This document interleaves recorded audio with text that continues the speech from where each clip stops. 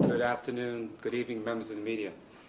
Earlier this afternoon, we sent a letter to the Bermuda Industrial Union President, Mr. Chris Ferbert, outlining a plan to end the impasse that has caused disruption and distress across the island.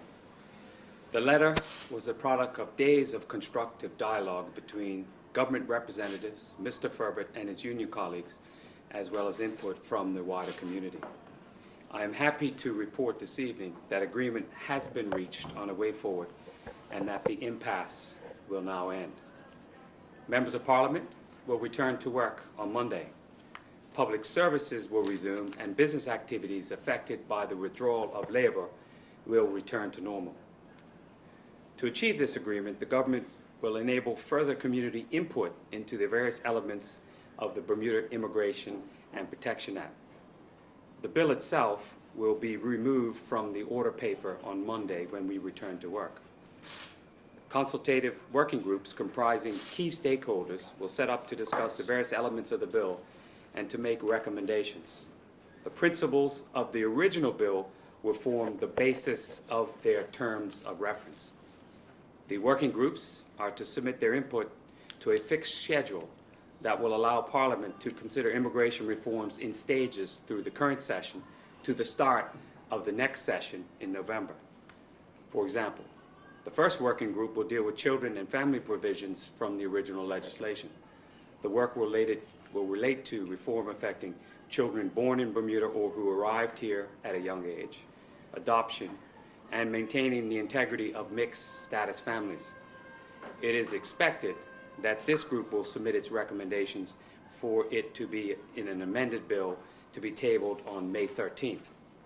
A second working group dealing with the grant of permanent residence certificates after 15 years is to submit provisions for the debate during the Parliament's summer session. A third working group will be formed to submit recommendations on the grant of Bermuda status after 20 years. Its work will be scheduled to table in the November session. Ladies and gentlemen, the agreement accepted this afternoon by Mr. Ferbert and his group will see us press the reset button on the immigration reform schedule, setting the stage for wider input in specific reform proposals. This is a good result, and it emerges after days of disruption and duress.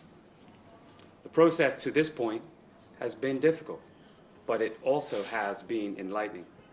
What has emerged is better community understanding of an issue that is critical to all of our lives, our collective future, and the meaning of our island home.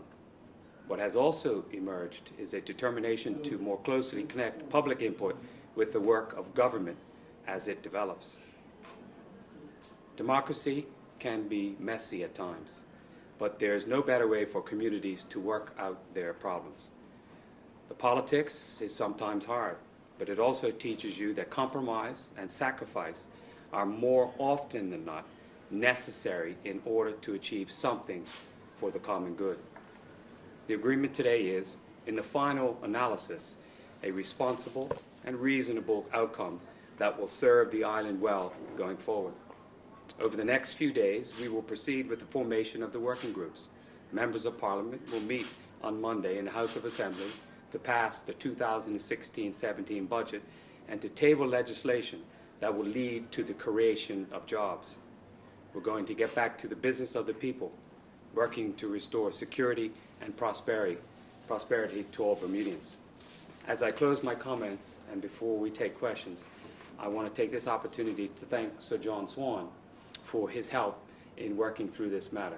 We had a conversation, I believe, 2 nights ago, and Sir John has been on the case since that time, and he's been invaluable in bringing the two partners together. So, Sir John, once again, you have served Bermuda. Thank you, sir.